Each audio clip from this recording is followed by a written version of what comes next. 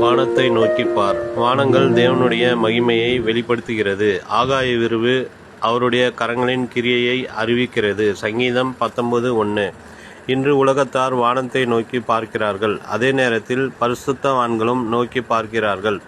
நோக்கி பார்த்தல் ஒன்றுதான், ஆனால் எதிர்பார்ப்பு தான் வித்தியாசமானது. மனிதன் நட்சத்திரங்களை நோக்கி பார்த்து அதிலே ராசி பலன் இருக்கிறது என தவறாக நம்பி தனக்கு நல்லது வருமோ கெட்டது வருமோ என்று கலங்கி கொண்டிருக்கிறான். ஆனால் ஆபிரகாமோ வானத்தின் நட்சத்திரங்களை நோக்கி பார்த்து அவைகளை எல்லாம் தன்னுடைய சந்ததி என்றும் தன்னுடைய சந்ததியை வானத்திலுள்ள நட்சத்திரங்களைப் போல் பெருகும் என்றும் அறிவித்திருக்கிறான்.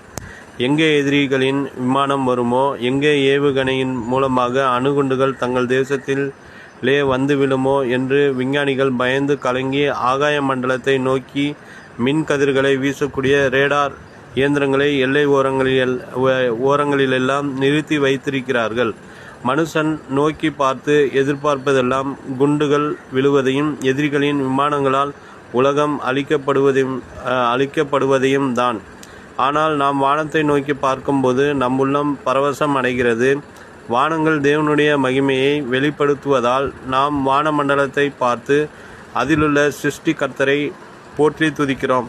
அவரில் மனம் மகிழ்கிறோம். வானங்கள் தேவனுடைய மகிமையை மாத்திரம் வெளிப்படுத்தவில்லை, வானங்கள் அவருடைய நீதியை வெளிப்படுத்துகிறது. சகல ஜனங்களும் அவருடைய மகிமையை காண்கிறார்கள். சங்கீதம் 97:6 என்று வேதத்தில் எழுதப்பட்டிருக்கிறது.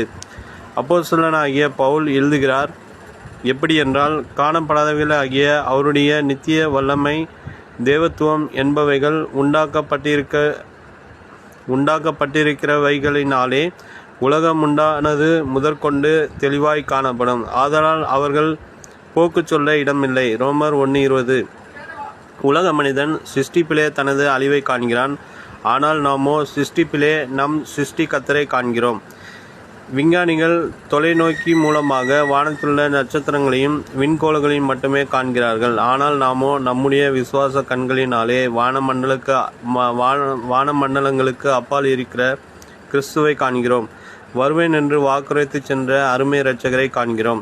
அன்று வானத்தை அண்ணாந்து பார்த்து கொண்டிருந்த கலிலிய மனுஷரை பார்த்து தூதர்கள், கலிலியராகிய மனுஷரே, நீங்கள் ஏன் வானத்தை அண்ணாந்து பார்த்து நிற்கிறீர்கள் என்று கேட்டுவிட்டு, உங்களிடத்தினின்று வானத்துக்கு எடுத்துக்கொள்ளப்பட்ட இந்த இயேசுவானவர் எப்படி உங்கள் கண்களுக்கு முன்பாக வானத்துக்கு எழுந்தருளி போனாரோ அப்படியே மறுபடியும் வருவார் என்றார்கள்.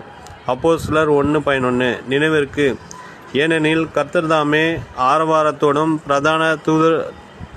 பிரதான தூதனுடைய சத்தத்தோடும் தேவ எக்காலத்தோடும் வானத்திலிருந்து இறங்கி வருவார்.